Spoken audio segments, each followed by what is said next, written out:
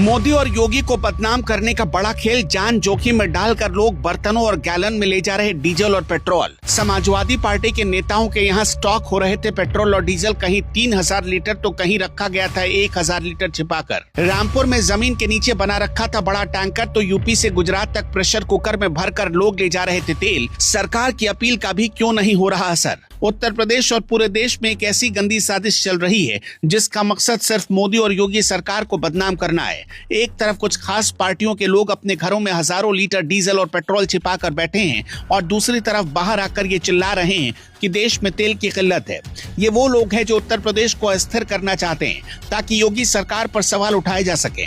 देवरिया में रमानंद यादव के घर से 3600 लीटर डीजल बरामद होना इस बात का सबसे बड़ा सबूत है कि ये जमाखोरी का खेल पैसा कमाने और सरकार को नीचा दिखाने के लिए खेला जा रहा है। अमेठी में भी अकबर हुसैन के घर से 235 लीटर पेट्रोल और 50 लीटर डीजल पकड़ा गया, जो कांग्रेस का कट्टर समर्थक बताया जा रहा है। रामपुर में तो हद ही हो गई, जहां सपा नेता सुरेंद्र सागर के पेट्रोल पंप पर जमीन में टैंक बनाकर 1000 लीटर तेल छिपाया गया था। आज सोशल मीडिया पर ऐसी तस्वीरें वायरल हो रही हैं जिन्हें देखकर हंसी भी आती है और गुस्सा भी आता है। लोग प्रेशर कुकर और बर्तनों में पेट्रोल भरकर ले जा रहे हैं जैसे कल दुनिया खत्म होने वाली हो। गुजरात के सूरत से लेकर उत्तर प्रदेश के देवरिया तक एक डर का माहौल जानबूझकर बनाया जा रहा है। देवरिया के सलेमपुर में जब पेट्रोल पंप ने बर्तन में तेल देने से मना किया तो ये तेजस्वी लोग सीधा जनरेटर उठाकर ही पंप पर पहुंच गए। एक शख्स ने तो पानी के बड़े वाले टैंक में करीब 83,000 रुपए का पेट्रोल भरवा लिया। ये सब एक सोची समझी रणनीति के तहत हो रहा है ताकि पेट्रोल पंपों पर लाइन लगे और विपक्ष को बोलने का मौका मिले कि देखिए मोदी राज में तेल खत्म हो चुका है।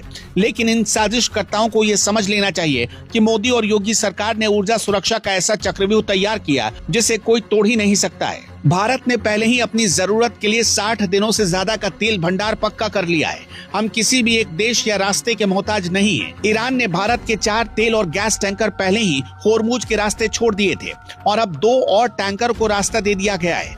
होर्मुज की लहरों पर जो 18 जहाज फंसे हैं, ईरान ने उन्हें भी पार करने की इजाजत देने के साफ संकेत दिए हैं।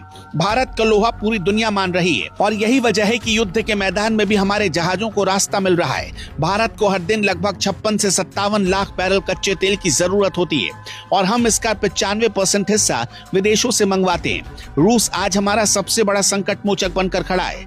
जब पूरी दुनिया रूस पर प्रतिबंध लगा रही थी तब प्रधानमंत्री मोदी ने सिर्फ भारत के हितों को सबसे ऊपर रखा। आज हम रूस से हर दिन 19 से 20 लाख बैरल तेल खरीद रहे हैं, जो हमारे कुल आयात का 40% हिस्सा है। मार्च 2026 में रूस से तेल की आवक ने सारे पुराने रिकॉर्ड तोड़ दिए। यहाँ तक कि ट्रंप प्रशासन ने भी भारत के इस स्टैंड पर मुहर लगाते हुए रूसी तेल की खरीद पर 30 दिनों की छूट दे दी। हम सिर्फ रूसी नहीं बल्कि इराक, सऊदी अरब और अमेरिका समेत 41 से ज्यादा देशों से तेल मंगवा रहे हैं। गैस की जरूरतों को लेकर जो लोग अफवाह फैला रहे हैं वो भी कान खोल कर सुन ले कि भारत को रोजाना 190 से 195 million metric standard cubic metre gas चाहिए होती है और हमारी रिफाइनरियां 100% से ज्यादा क्षमता पर काम कर रही हैं। सरकार ने घरेलू रिफाइनरियों का एलपीजी उत्पादन 40% तक बढ़ा दिया है। रोजाना 50,000 मीट्रिक टन गैस का उत्पादन हो रहा है और 8 लाख मीट्रिक टन एलपीजी वाले जहाज समंदर के रास्ते भारत आ रहे हैं। रोजाना 50 लाख से ज्यादा गैस सिलेंडरों की डिलीवरी घर तक पहुंचाई जा रही है। सरकार का पीएनजी यानी पाइप वाली गैस को बढ़ावा देना, इस पर भी फोकस है। जो लोग घर में टैंकर छिपाकर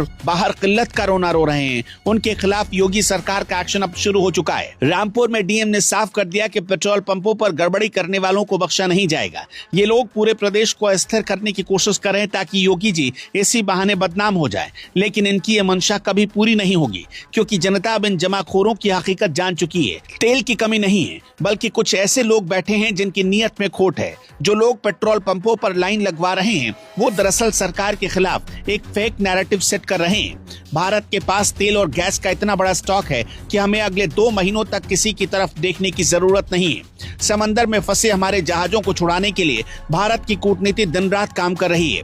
जयशंकर ने पहले ही साफ कर दिया था कि हम दूसरे देशों की तरह दलाल बनकर सौदेबाजी नहीं करते बल्कि अपने नागरिकों की सुरक्षा सुनिश्चित करते हैं। रूस से लेकर अमेरिका तक आज भारत की बात सुनी जा रही है। ये लोग जो सोच रहे हैं कि तेल की किल्लत पैदा करके वो देश में आग लगा देंगे, उन्हें पता होना चाहिए कि ये 2026 का भारत है। यहाँ साजिश करने वालों का अंजाम जेल की काल कोठरी ही होता है और वो भी उत्तर प्रदेश में तो खास तौर पर। अंत में अफवाह फैलाने वालों और जमाखोरों को एक ही मैसेज हम देना चाहते हैं कि अपनी चालाकी बंद कर दो। मोदी और योगी सरकार की सतर्कता ने आपके हर प्लान पर पानी फेर दिया है। देश में पेट्रोल, डीजल और गैस की कोई कमी नहीं है।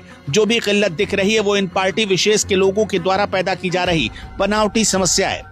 भारत अपनी ऊर्जा सुरक्षा के मामले में पूरी तरह आत्मनिर्भर है और किसी भी वैश्विक संकट से निपटने के लिए तैयार है। अब हम जनता से अपील करना चाहते हैं कि वो इन अफवाहों पर ध्यान न दे और इन जमाखोरों को पहचाने जो आपके डर का फायदा उठाकर अपनी जेब भर रहे हैं। दर्शकों, आपका क्या मानना है? हमें कमेंट में जरूर बताइएगा।